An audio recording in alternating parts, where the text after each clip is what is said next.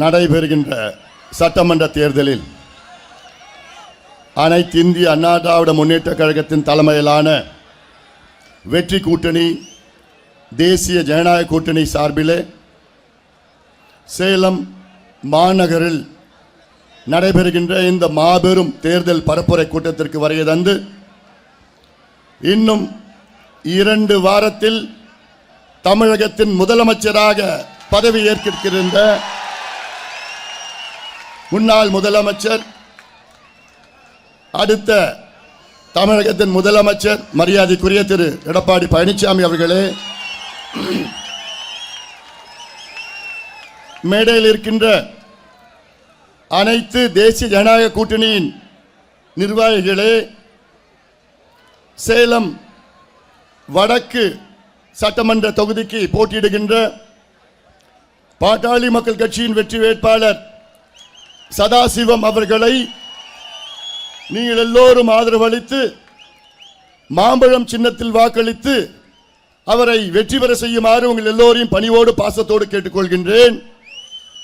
அதே போன்று சேலம் தெற்கு பகுதியில் போட்டியிடுகின்ற அனைத்து இந்திய அண்ணா திராவிட முன்னேற்ற கழகத்தின் வெற்றி வேட்பாளர் தம்பி வினோத் அவர்களை நீங்கள் எல்லோரும் ஆதரவு அளித்து இரட்டை இலை சின்னத்தில் வாக்களித்து அவரை வெற்றி பெற செய்யுமாறு உங்கள் எல்லோரையும் பணிவோடு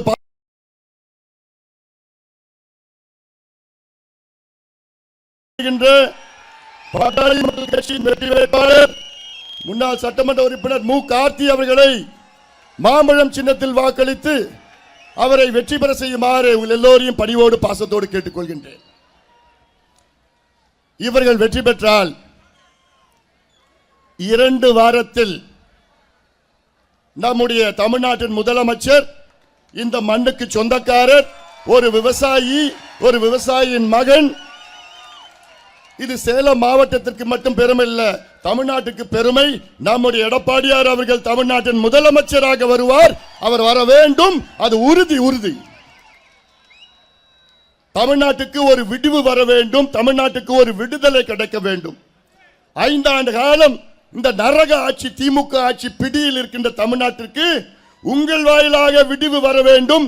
குறிப்பாக தாய்மார்கள், பெற்றோர்கள், என்னுடைய சகோதரிகள் வாயிலாக தமிழ்நாட்டுக்கு ஒரு விடிவு வர வேண்டும்.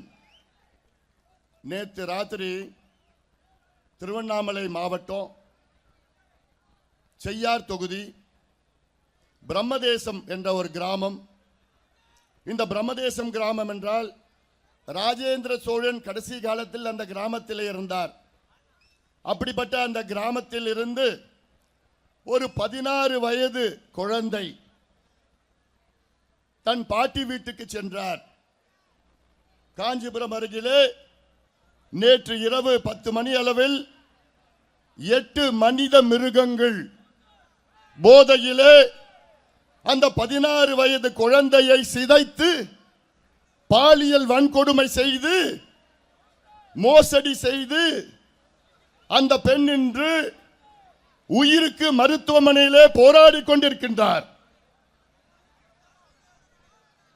அந்த செய்தியெல்லாம் கேட்டு அவ்வளோ காலையிலிருந்து அவ்வளோ மனவேதனையில் இருக்கிறேன் நான். இது தமிழ்நாட்டில் அன்றாடம் நடக்கின்ற நிகழ்வு. அன்றாடம்.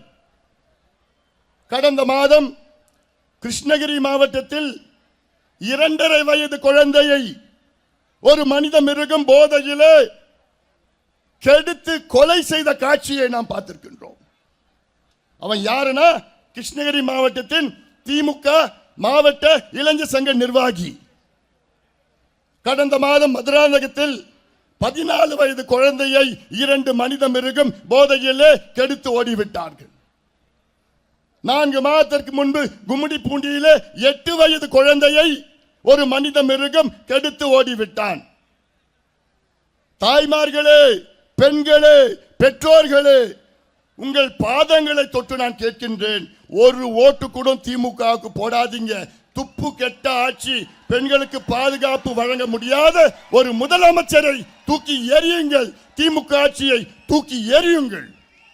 இது அவசியமானது. நானும் 3 எனக்கும் அந்த ஆதங்கம் இருக்கு. இந்த சம்பவம் உங்கள் பிள்ளைகளுக்கோ உங்கள் பேத்திக்கோ நடக்காது. என்ன உத்தரவாதம்? ஒரே ஒரு உத்தரவாதம், நம்முடைய எடப்பாடியார் முதலமைச்சராக வந்தால்தான் இந்த சம்பவம் இனி தமிழ்நாட்டில் நடக்காது. தமிழ்நாடு எத்தனையோ முதலமைச்சர்களை பார்த்திருக்கிறது. அண்ணா அவர்கள், எம்ஜிஆர் அவர்கள், செல்வி ஜெயலலிதா அவர்கள், எடப்பாடி பழனிசாமி அவர்கள், அவர்கள் ஆட்சியிலே ஒரு சம்பவம் கூட சின்ன பிஞ்சு குழந்தைகளை கொடூரமான முறையிலே பாலியல் வன்கொடுமை செய்து கொலை செய்த சம்பவமே நாம் கேட்டது கிடையாது. தமிழ்நாட்டில் இன்னைக்கு அன்றாடம் நடக்கின்றது. ஒரு நாளைக்கு தமிழ்நாட்டில் 4.75 விழுக்காடு கொலைகள், அது 5 பேர் தமிழ்நாட்டில் கொலை செய்யப்படுற ஒரு நாளைக்கு. தமிழ்நாட்டில் 5 ஆண்டு காலத்தில் 39 குழந்தைகள், பிஞ்சு குழந்தைகள், 2.5 வயசு, 4 வயசு, 8 வயசு, 10 வயசு குழந்தைகளை பாலியல் வன்கொடுமை செய்து அவர்கள் கொலை செய்யப்பட்டிருக்கின்றார்கள். 39 குழந்தைகள். 5 ஆண்டு காலத்திலே 361 குழந்தைகள் கொலை செய்யப்பட்டார்கள். 5 ஆண்டு காலத்திலே 2100 பெண்கள் தமிழ்நாட்டிலே கொலை செய்யப்பட்டார்கள். 5 ஆண்டு காலத்திலே 8700 பேர் தமிழ்நாட்டிலே கொலை செய்யப்பட்டார்கள். 5 ஆண்டு காலத்திலே 62,000 வழக்குகள் பெண்களுக்கு எதிரான குற்றங்கள், அதில் 27,000 வழக்குகள் போக்சோ வழக்குகள், 44,000 வழக்குகள் பெண்களுக்கு எதிரான குற்றங்கள். இப்படி ஒரு ஆட்சி 5 ஆண்டு காலம் முதலமைச்சருக்கு என்ன நடக்குதுன்னு தெரியும். ஏதோ வராரு, விளம்பர படத்தில் நடிக்கிறாரு, வீட்டுக்கு போறாரு, எழுதி கொடுக்கிறாங்க, படிக்கிறாரு. ஆனால் ஒரு விவசாயியின் மகன், இந்த மண்ணுக்கு சொந்தக்காரர், சேலம் மாவட்டத்தின் இந்த மண்ணின் சொந்தக்காரர், அவர் முதலமைச்சராக வந்தா உங்கள் பெண்களுக்கு பாதுகாப்பு, உங்கள் பேத்திகளுக்கு பாதுகாப்பு, உங்கள் பிள்ளைகளுக்கு பாதுகாப்பு, உங்கள் குடும்பத்திற்கு பாதுகாப்பு. ஒரு பக்கம் இது நடக்குது, இன்னொரு பக்கம் கஞ்சா, காக்கைன், ஹெராயின், அபின், எல்எஸ்டி, ஃபென்டனைல், மித்தைல் ஆம்பிட்டமின், என்னென்ன போதை மாத்திரை, போதை ஊசி அமெரிக்காவில் பயன்படுத்துறாங்களோ அத்தனையும் கிராமத்தில். உங்க பேத்தி பிரச்சனை மட்டுமில்லை, உங்கள் பேரனுக்கும் பிரச்சனை வரும். அதை சிந்தித்து நடைமுறை செயல்படுத்துங்கள். ஒரு ஸ்டாலின் அவர்கள் ஒரு பக்கம் பெண்களுக்கு பாதுகாப்பு இல்லை, இன்னொரு பக்கம் நாடாளுமன்றத்தில் மோடி அவர்கள் கொண்டு வந்த மகளிர் இடஒதுக்கீடு சட்டத்தை, அந்த சட்ட மசோதா நகலை ஒரு முதலமைச்சர் அவர்கள் அதை எரிக்கின்றார் என்றால் இதை விட தேச துரோக செயல் ஏதாவது இருக்குமா? சாதாரணமா யாராவது ஒரு சட்ட மசோதா நாடாளுமன்றத்தில் நிறைவேற்றுகின்ற ஒரு சட்ட மசோதா நகலை எரிச்சாங்கன்னா அவங்களை ஜெயிலில் பிடிச்சி போடுவாங்க. ஆனால் தமிழ்நாட்டின் முதலமைச்சர் அந்த சட்ட மசோதா நகலை எரிக்கின்றார் என்றால் அவர் பெண்கள் மீது எவ்வளவு வன்மமாக இருக்கின்றார். நீங்கெல்லாம் படிக்க கூடாதா? நீங்கெல்லாம் வேலைக்கு போக கூடாதா? நீங்கெல்லாம் முன்னேறக்கூடாதா? நீங்கெல்லாம் எம்எல்ஏ ஆகக்கூடாதா? நீங்கெல்லாம் எம்பி ஆகக்கூடாதா? நீங்கெல்லாம் ஆட்சிக்கு வரக்கூடாதா? அதிகாரம் வரக்கூடாதா? அவர் தங்கச்சி மட்டும்தான் எம்பி ஆகணுமா? அப்போ எந்த அளவுக்கு தமிழ்நாட்டின் முதலமைச்சர் பெண்களுக்கு எதிரான ஒரு செயல். இந்த சட்டம் நிறைவேறி இருந்தால் தமிழ்நாட்டில் இன்றைக்கு 39 நாடாளுமன்ற மக்களவை உறுப்பினர்கள், அதில் இன்னைக்கு 5 பேர் தான் பெண்கள். இந்த சட்டம் நிறைவேறி இருந்தால் இது 59 நாடாளுமன்ற உறுப்பினர்கள் மக்களவை அதிகரிக்கப்பட்டு அதில் 20 பெண்கள் தமிழ்நாட்டில் இருந்து டெல்லிக்கு சென்றிருப்பார்கள். தமிழ்நாட்டில் இன்று 234 எம்எல்ஏக்கள், இது 351 எம்எல்ஏவாக உயர்ந்து அதில் 117 எம்எல்ஏக்கள் பெண்களாக இருந்தார்கள். இதெல்லாம் நீங்கள் சிந்தித்து அதை பட்டாசு வெடிச்சு கொண்டாடுறார். அந்த சட்டத்தை தோக்கடிச்சிட்டோம் பட்டாசு வெடித்து கொண்டாடுகின்ற முதலமைச்சர் அவர்கள் நாம் சிந்தியுங்கள். இதெல்லாம் மிகப்பெரிய ஒரு மோசடி நான் பார்க்கின்றேன். இன்னைக்கு வந்த செய்தி எல்லாம் இப்போ இந்த பேலட் ஓட்டு இருக்குல்ல, அந்த பேலட் ஓட்டு எல்லாம் அரசு அதிகாரிகள்லாம் ஓட்டு போடுறது. அதில் வந்த செய்தியை பார்த்தா 90 விழுக்காடு பேலட் ஓட்டு அதிமுக கூட்டணிக்கு தான் போட்டிருக்கிறாங்க. இதுல இருந்து என்ன தெரியுதுன்னா முடிவு பண்ணிட்டாங்க அரசு ஊழியர்கள்லாம். ஏன்னா எந்த துறையும் ஸ்டாலின் விட்டு வைக்கல. ஸ்டாலின் அவர்கள் எல்லாத்தையும் ஏமாத்திட்டார். கல்வி இன்னைக்கு எடுத்துக்கங்க கடைசியில் இருக்குது. 208 பள்ளிக்கூடத்தை மூடுற ஆட்சி, கேடுகட்ட ஆட்சி திமுக ஆட்சி. ஒரு பள்ளிக்கூடத்தை உருவாக்குவது எவ்வளவு கஷ்டம். 4800 பள்ளிக்கூடத்தில் ஒரு வாதியார் தான் இருக்கிறார். ஒரு மருத்துவ கல்லூரி கூட 5 ஆண்டுகளை கொண்டு வர முடியாத துப்பில்லாத ஆட்சி திமுக ஆட்சி. நம்முடைய எடப்பாடி பழனிசாமி அவர்கள் முதலமைச்சர் அந்த நேரத்தில் 11 அரசு மருத்துவ கல்லூரியில கொண்டு வந்தார். இன்னும் தமிழ்நாட்டில் 6 மாவட்டங்களுக்கு அந்த மருத்துவ கல்லூரி இல்லை. அந்த 6 மாவட்டங்களை உருவாக்கியதே நம்முடைய எடப்பாடி பழனிசாமி அவர்கள் தான். காஞ்சிபுரம், செங்கல்பட்டு, விழுப்புரம், கள்ளக்குறிச்சி, வேலூர், திருப்பத்தூர், ராணிப்பேட்டை, தென்காசி, திருநெல்வேலி, மயிலாடுதுறை, நாகை, இப்படி அத்துணை மாவட்டங்கள் அவசியமானது. அதை உருவாக்கினார்.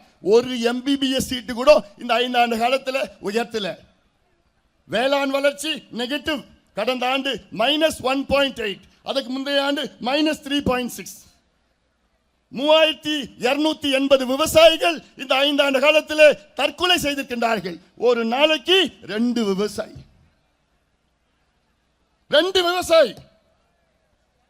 அதனால் தான் நான் சொல்கின்றேன், அத்துணை விவசாய பெருமக்களே, தமிழ்நாட்டில் உள்ள அனைத்து விவசாய பெருமக்களே, உங்கள் பாதங்களை தொட்டு கேட்கின்றேன், ஒரு ஓட்டு கூட திமுக போடாதீங்க.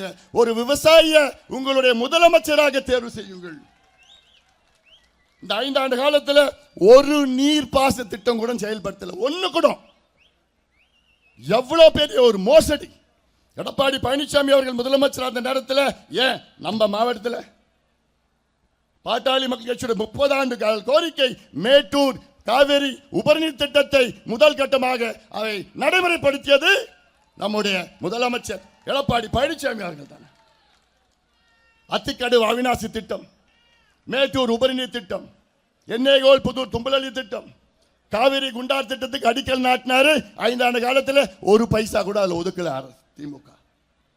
இப்படி அத்தனை துறைகளும் தோல்வி அடைந்த ஸ்டாலின் அவர்கள் ஆட்சி மறுபடியும் வரணுமா? நிச்சயமா கிடையாது. அதெல்லாம் அனைத்து மக்களும் முடிவு செய்து விட்டார். குறிப்பாக அரசு ஊழியர்கள் ஏமாத்திட்டாங்க. எல்லா துறைகளிலும் இன்று மக்கள் போராடி கொண்டிருக்கின்றார்கள். அதையெல்லாம் நீங்கள் சிந்தியுங்கள். சிந்தித்து நிச்சயமாக நல்ல முடிவு தமிழ்நாடு முழுவதும் எடுத்துட்டாங்க. அது உறுதி செஞ்சுட்டாங்க. அதை உறுதி செய்கின்ற வகையில் இங்க இருக்கின்ற தாய்மார்கள், பெற்றோர்கள், பெண்கள், விவசாயிகள், நெசவாளர்களுக்கு இன்சூரன்ஸ் அதிகப்படுத்த வேண்டும். நெசவாளர்களுக்கு 10 லட்சம் ரூபாய் குறைஞ்சது அந்த இன்சூரன்ஸ் கிடைக்கின்ற அந்த திட்டங்கள் எல்லாம் நிறைவேற்றும். எனக்கு ஒரு பாட்டாளி மக்கள் கட்சி எங்களுடைய தேர்தல் அறிக்கையில் நாங்கள் சொல்லியிருக்கிறோம், நம்முடைய மாண்புமிகு எடப்பாடி பழனிசாமி அவர்கள் முதலமைச்சர் வந்த பிறகு இன்னைக்கு விவசாயத்துக்கு தனி பட்ஜெட்டை போன்று நெசவாளர்களுக்கும் ஒரு தனி பட்ஜெட்டை போட வேண்டும். அட்லீஸ்ட் அது ஒரு மினி பட்ஜெட்டை போடுங்க. இதெல்லாம் அவசியமானது. மீனவர் சமுதாயத்தை முழுமையாக ஏமாற்றி விட்டார் ஸ்டாலின் அவர்கள். இன்னைக்கு அதிமுகவில் வட தமிழ்நாட்டில் 4 மீனவர் சமுதாயத்தை சார்ந்தவர்களுக்கு இன்று வாய்ப்பை கொடுத்திருக்கின்றார் நம்முடைய எடப்பாடியார் அவர்கள். திமுக எத்தனை? 0. ஒண்ணு கூட கொடுக்கல. இதான் சமூக நீதி. அவர் சொல்றார், ஆட்சிக்கு வந்தவுடன் சமூக நீதி கணக்கெடுப்பை நடத்துவோம். அது சாதி வாரிலாம் பேரை விட்டுடுங்க, நீ சமூக நீதி கணக்கெடுப்பு. எல்லா சமூகங்களுக்கும் கணக்கெடுப்பு நடத்தி எந்தெந்த சமூகத்துக்கு பின்தங்கி இருக்கின்றார்களோ அவர்களுக்கு சலுகைகள், ஒதுக்கீடு, உள்ஒதுக்கீடு, அரசு திட்டங்கள், அரசு நல பணிகள் எல்லாமே கொடுத்து ஒட்டுமொத்தம் தமிழ் சமுதாயத்தை முன்னேற்றுகின்ற திட்டங்களை வைத்திருக்கின்றார் எடப்பாடி பழனிசாமி அவர்கள். அதனால்தான் நான் சொல்கின்றேன், ஸ்டாலின் அவர்களுக்கும் சமூக நீதிக்கும் ஏதாவது சம்பந்தம் இருக்கா? எள்ளளவும் சம்பந்தம் கிடையாது. அவருக்கு சமூக நீதினா என்னன்னு தெரியாது. அவங்க அப்பா தெரிஞ்சது. இவருக்கு ஒன்லி வியாபாரம், கரப்ஷன், கலெக்ஷன், கமிஷன், கொள்ளடிக்கிறது மட்டும்தான் அவரும் அவர் கூட்டாளிகளோ தொழிலா வைத்திருக்கின்றார்கள். அதனால்தான் நான் கேட்கின்றேன், இந்த சேலம் மாவட்டத்தில் இங்கே பனமரத்துப்பட்டி ஏரி இருக்கு. நான் ஒரே ஒரு கோரிக்கை வைக்கின்றேன், நம்முடைய முதலமைச்சர் இன்னும் 2 வாரத்தில் இந்த பனமரத்துப்பட்டி ஏரியில் அது ஒரு டிஎம்சி கொள்ளளவு, அந்த ஏரியில் சரபங்கா நதியில் வர தண்ணியும் திருமணிமுத்தாறு வர தண்ணியும் அந்த பனமரத்துப்பட்டி ஏரியில திருப்பி அந்த தண்ணி அங்க தேக்கி வச்சு சேலம் மாநகரத்துக்கு ஆண்டு முழுவதும் நல்ல சுவையான தண்ணி, தெளிவான தண்ணி, தூய்மையான தண்ணி வழங்கலாம். அந்த திட்டத்தை நிச்சயமாக நிறைவேற்ற வேண்டும் என்று நான் இந்த நேரத்தில் நான் கேட்டுக்கொள்கின்றேன். அதே போன்று இந்த தேர்தல் மிக மிக தமிழ்நாட்டு மக்களுக்கு மிக மிக முக்கியமான தேர்தல். இந்த தேர்தலில் நீங்கள் எல்லோரும் ஆதரவு அளிக்க வேண்டும். பட்டியலின மக்களுக்காக ஸ்டாலின் அவர்கள் ஏதாவது ஒரு துருமை செஞ்சிருக்கிறாரா? அவங்க கூட்டணியில் இருக்கிற திருமாவளவன் அவர்கள், அவருக்கு அங்கே என்ன மரியாதை கிடைச்சது? எந்த மரியாதையும் கிடையாது. விஜயகாந்த் அவர்கள் கட்சி தொடங்கின காரணமே திமுகவை எதிர்த்துதான். ஆனால் அப்படி அந்த கூட்டணிக்கு சென்று பிரேமலதா அவர்கள் செல்கிறார்கள். ஆனால் பிரேமலதா அந்த அம்மா நமக்கு தான் வேலை செய்யறாங்க, நம்ம கூட்டணிக்கு தான் வேலை செய்யறாங்க. அது சந்தேகமா வேண்டாம். எல்லாம் முதலமைச்சரை வச்சுக்கிட்டு பேசுறாங்க. தமிழ்நாட்டில் என்ன பிரச்சனை? என்ன தினம் தினம் கஞ்சா அடிக்கிறாங்க, தினம் சாராயம் வைக்கிறாங்க, தினம் கள்ள சாராயம் சாப்பிட்றாங்க, தினம் பெண்களை பாலியல் வன்கொடுமை செய்யறாங்க, தினம் குழந்தைகளை கொள்ளடிக்கிறாங்க, கொலை செய்யறாங்க. அதை தவிர வேறு எதுவும் இல்லை. அந்த அம்மா சொல்றாங்க, திருப்பரங்குன்றத்தில் நாங்கள் தீபம் ஏற்றியே தீருவோம். நாங்களும் அதான் சொல்றோம். தொடக்கத்தில் ஸ்டாலின் அவர்கள் தேர்தல் பிரச்சாரத்தில் அவர் செய்த சாதனை இல்லை, எதுவும் நடக்கல, அதை பற்றி பேசினாரு, எடுபடல. அப்புறம் பிஜேபி வந்துடும்.